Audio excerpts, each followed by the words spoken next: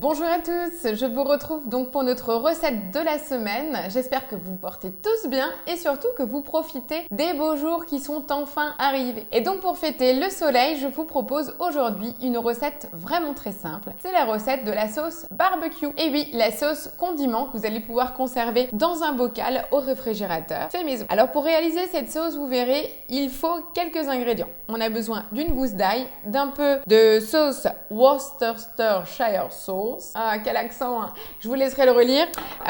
De la cassonade, de la tomate pelée, de la moutarde forte, du vinaigre de vin blanc ou rouge, ce que vous avez en stock, et un tout petit peu de piment. Alors pour la recette, il demande un piment frais. Moi, j'ai l'habitude de réaliser de la pâte de piment, donc très facile, hein. C'est juste au moment de la récolte des piments, je ne les fais pas sécher. Je vais les mixer comme la version d'un pesto pour pouvoir avoir une pâte sur laquelle je vais mettre un filet d'huile pour aider à la conservation. Et j'ai mon petit pot à disposition au frigo et j'utilise au fur et à mesure. Donc pensez-y, hein, même astuce si vous avez des herbes ou des choses comme ça. Ou aussi, je le propose très souvent avec de l'ail parce que régulièrement, on achète des têtes d'ail et au bout d'un moment, elles se perdent, surtout avec la chaleur. Donc pensez-y, utilisez votre Thermomix pour faire votre pâte d'ail que vous mettez dans un petit pot recouvert d'huile et à chaque fois que vous en avez besoin, vous allez pouvoir utiliser une cuillère à café de cette pâte d'ail. Donc c'est toujours une méthode zéro gaspille. Et oui, vous allez me dire, je vais toujours vous en apporter d'autres. C'est bien l'intérêt de cette chaîne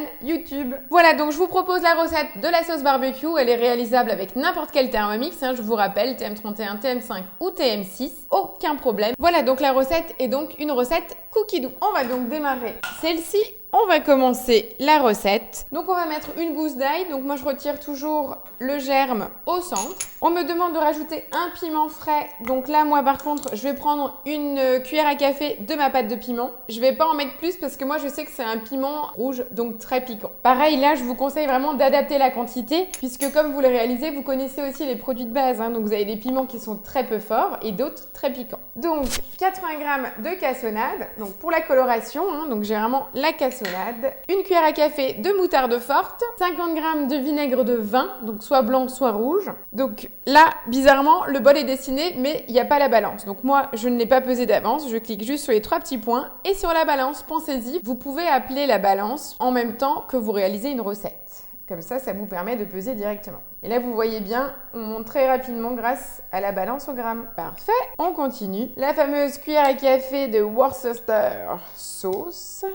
C'est ce qui va donner en fait le côté fumé à votre sauce. Donc, je vous rappelle, là on a mis de la cassonade. Vous pouvez également réduire la cassonade et mettre une pointe de miel. Vous pouvez doser plus ou moins cette sauce qui va donner le côté fumé selon vos goûts. Donc, comme je vous dis, testez et après ajustez en fonction des goûts et de ce que vous avez déjà l'habitude. C'est la même sauce qu'on utilise également pour les tartares de bœuf. Donc, si vous êtes amateur, elle sera réutilisée. Voilà, donc là, on va mettre le gobelet doseur et le couvercle et on va tout simplement mixer le tout 10 secondes à la vitesse 5. Voilà, donc là, on a mélangé le tout. On a un résultat comme celui-ci. Donc, on voit vraiment la petite gousse d'ail qui a été mixée. On va racler les parois. Il y a surtout la cassonade aussi qui a éclaboussé les parois. Et on va rajouter 250 g de tomates au jus. Donc c'est tout simplement des tomates pelées, après entières ou concassées, c'est à vous de voir. Je mets le couvercle et le gobelet doseur. Et là, je remixe le tout 5 secondes à la vitesse 6. Et là, tout simplement, on va partir pour 20 minutes de cuisson à 100 degrés, vitesse 3. Voilà, donc là, en fait, on a notre sauce barbecue qui est en train de cuire.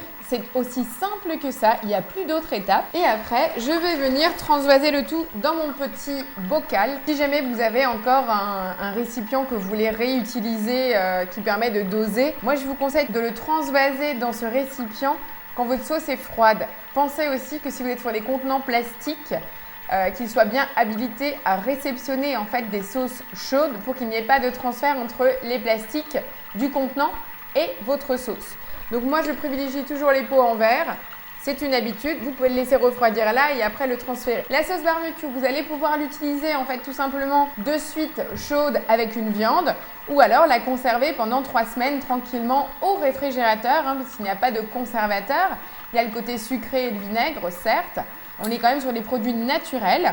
et vous allez pouvoir le consommer avec toutes vos grillades de l'été. C'était bien le principe de la recette. Voilà, écoutez, moi je vous retrouve dans 18 minutes, le temps de cuisson, et puis on va voir le résultat ensemble. Et voilà, je vous retrouve donc après les 20 minutes de cuisson, et nous avons notre fabuleuse sauce barbecue. La voilà, je vais vous montrer. Donc là, alors, on est bien d'accord, là elle est encore chaude, hein, donc elle va encore pouvoir épaissir.